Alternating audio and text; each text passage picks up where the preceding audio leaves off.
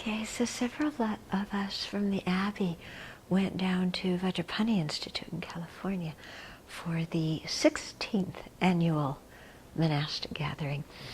And these gatherings are quite amazing, and I think it's really important that people know about them, because in Asia, most of the Buddhist monastics and practitioners didn't have any opportunity to know each other.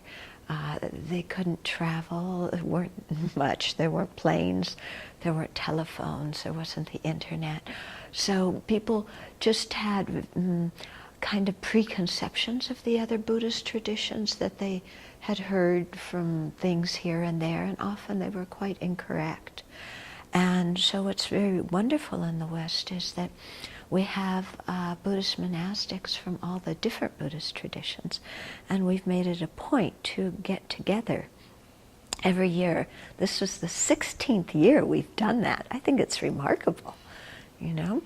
And it's not any kind of legislative body or anything like that. We just get together as a group of friends, and different people from different traditions make presentations, and then we have small group discussions and large group discussions.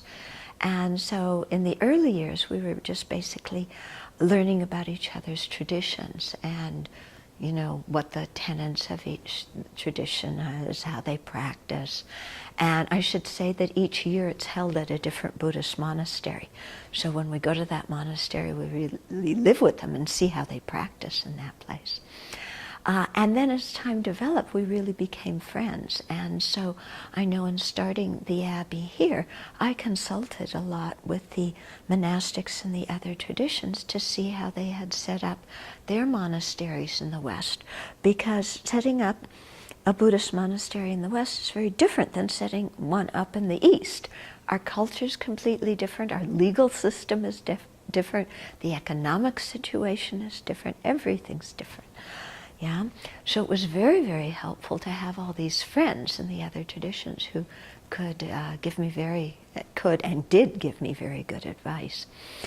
And so we've continued these during these meetings during the years, and have really developed quite wonderful friendships amongst each other and a lot of trust. And so I think it is important that the broader Buddhist community know about this, to encourage this kind of interaction amongst people in the different Buddhist traditions. Because I know sometimes I go, not even to let's say a Theravada or a Zen monastery, but even a different Tibetan Dharma center, and you know, they're kind of like, well, who are you? Yeah, and because of all these preconceptions that have been passed down. So I think this kind of contact breaks those down and helps create a real feeling of all of us having refuge in the same teacher, the Buddha. You know? And so of friendship and respect amongst each other.